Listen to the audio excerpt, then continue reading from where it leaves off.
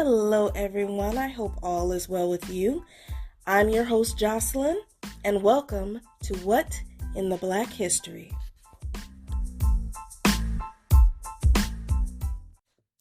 Hello and welcome back. I do hope all is well with you. This week's topic is Dr. Daniel Hale Williams III. Dr. Daniel Hale Williams III was an early pioneer and innovator in the medical field, especially for Black people in America during the late 1800s.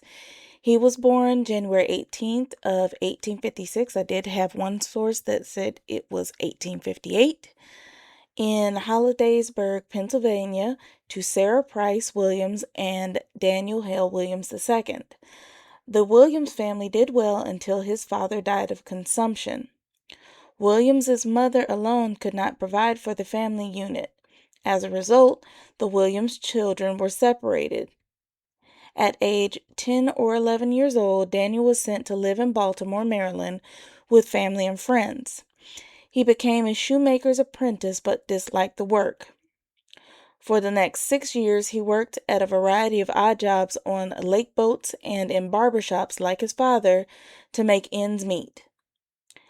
At 17 years old, he opened up a barbershop in Edgerton, Wisconsin, the town where one of his sisters lived. The business later failed, but Williams continued to cut hair part-time as he worked to finish high school in 1877. A year later, he became an apprentice to Henry Palmer, a prominent surgeon and civic leader in Wisconsin.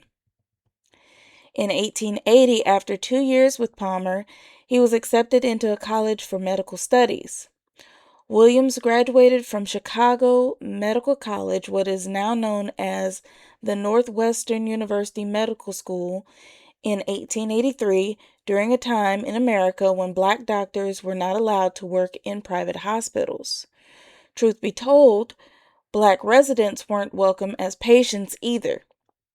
Because of this, Williams went on to open a private practice after completing medical school that serviced both white and Black patients. His practice eventually grew to become a training residency for doctors and training school for nurses in Chicago.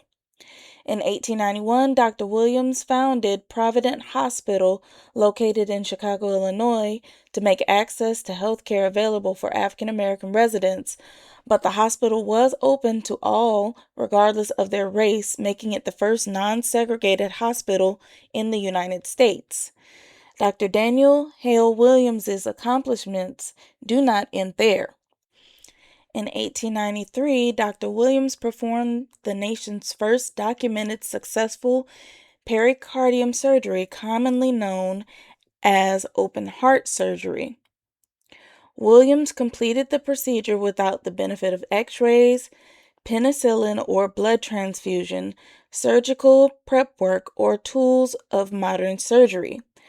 Dr. Williams's patient, a young Black man named James Cornish, lived for many years after the operation. Later in 1893, Williams was appointed surgeon-in-chief during President Grover Cleveland's administration at Freedmen's Hospital in Washington, D.C., where he established another school for African American nurses. In 1894, Williams moved to Washington, D.C., where he was appointed the chief surgeon of the Freedmen's Hospital, which provided care for formerly enslaved African Americans. The facility had fallen into neglect and had a high mortality rate. Williams worked diligently on revitalization, improving surgical procedures, increasing specialization, launching ambulance services, and continuing to provide opportunities for Black medical professionals, among other feats. In 1895, he co-founded the National Medical Association for African American Doctors, now known as NMA, or National Medical Association, as an alternative to the American Medical Association, which didn't allow African American membership at the time. The NMA was established as the collective voice of African American physicians and the leading force for parity and justice in medicine and the elimination of disparities in health. It is the nation's oldest and largest organization representing African American physicians and health professionals in the United States. Today, the association represents more than 30,000 Black physicians. After his tenure ended as the Surgeon-in-Chief in 1898, Williams and his wife Alice moved back to Chicago as Williams was appointed to the Illinois Department of Health, where he worked to raise medical and hospital standards. In addition to this role, he worked to create more hospitals that admitted African Americans outside of Chicago, working as an attending surgeon at Cook County Hospital. Williams went on to serve as a professor of clinical surgery at Meharry Medical College in Nashville, Tennessee. Following his professional success, the American College of Surgeons elected Williams as the first and only African American charter member at that time in 1913. Dr. Daniel Hale Williams died on August 4th of 1931 in Idlewild, Michigan, after suffering a series of strokes. Today, Williams's work as a pioneering physician and advocate for an African American presence in medicine continues to be honored by institutions worldwide. And that is the end of the episode this week. I hope that you enjoyed the episode, and I hope you'll join me next week. And until then, keep glowing and keep growing. Bye.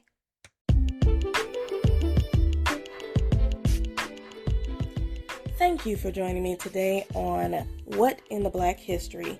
If you enjoyed the show, please leave a 5-star rating on Spotify to help the show grow. You can also help the show grow by telling your friends, family, and coworkers to listen in. Stream What in the Black History on Spotify, Amazon Music, iHeartRadio, or wherever you get your favorite podcasts.